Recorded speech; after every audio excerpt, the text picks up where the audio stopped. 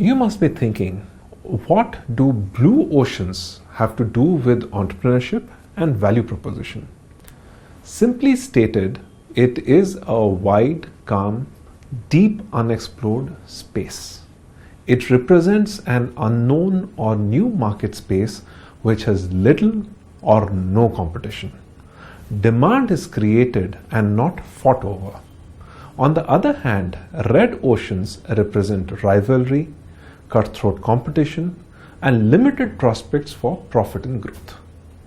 Due to competition, the oceans turn bloody and hence the term red oceans. Blue oceans provide abundant opportunity for growth and profits.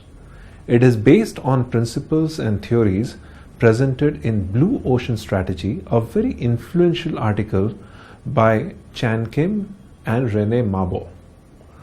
According to the Blue Ocean Strategy, the best way to grow is to look for new market space that is not crowded, rather than trying to get a bigger share of the existing market space.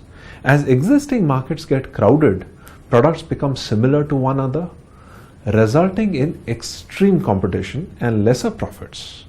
The way out is to look for new customers by offering customers a leap in value. A common mistake entrepreneurs make is to think that by adding some new technology to their product or service, they can create an effective value proposition. But this is not about new technology. Even though new technology is often used, it is not the most important thing. What is important is to identify the right mix of benefits for your product and services that will address the pain and create gains for your customers.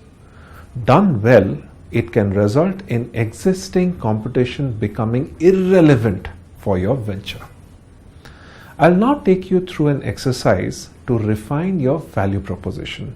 It will help you come up with the products and services that are sufficiently different from those being offered by established players in the market. Although this exercise is primarily meant to refine your value proposition, sometimes the changes can result in a product that is very different from the one originally visualized. The main idea is to map the existing market dynamics to find new space in the market. Let's look at the steps to refine your value proposition. The first step, define the competition. Identify 3 to 6 existing players who are your main competition. Be careful to identify those players who will be fighting for the same niche. In case you have too many competitors, shortlist the ones who sell more in your niche. You might feel that you have no competition. Sadly, that is almost never true. If there is no similar product in the market, the competition is the substitute product the customer would have chosen in the absence of the product. Let me give you an example. Imagine a new product, a front door lock with a deadbolt that can be unlocked with a mobile phone using NFC technology. This will be a new product for most markets with no competition at all, right? But the competition in this case would be other digital door locking devices or simply even other old-fashioned padlocks. Anything that can lock your door is competition. So this is a mistake I don't want you to make. There is always some competition. In the second step, identify important product benefits. These can be pain relievers or gain creators. You have already identified them in the last session. Shortlist 4 to 10 that are the most important to customers. The right way to do this is to merge the list of gain creators and pain relievers and prioritize the combined list. Often, most of them are intuitive, but asking a number of customers is the best way to identify the most interesting benefits. You will now realize that you have completed these first 2 steps in your assignment. So let's move on to the third step, which is plotting the strategy canvas. The canvas is a simple graph with an x-axis and a y-axis. Along the x-axis you will plot the product benefits, and along the y-axis you will plot the competitors. The competitors are shown as lines according to how they fare against those benefits. So, plot the strategy of your competitors. Now your assignment will come in handy.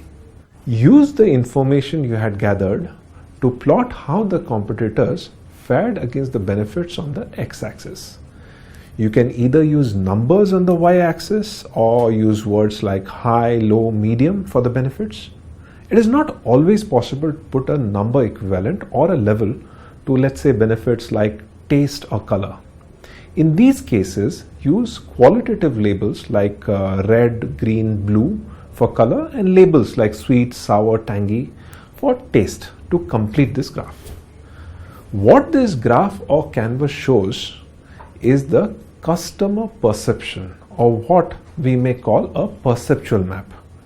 Different points on it represent different perceptions.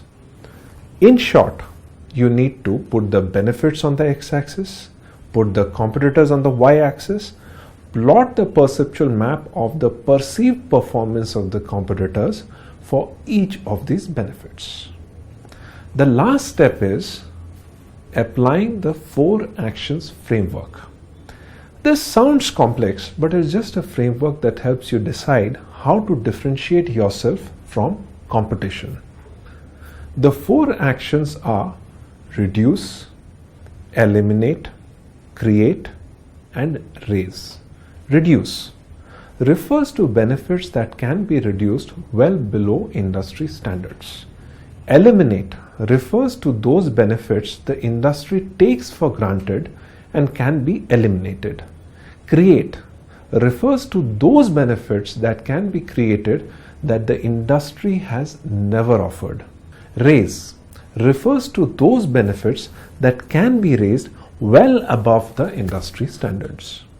It is not necessary to apply all the 4 actions, but only those actions which make sense in your context, that is, your product or service and your customer segment. To understand the Blue Ocean strategy better, let's look at an example.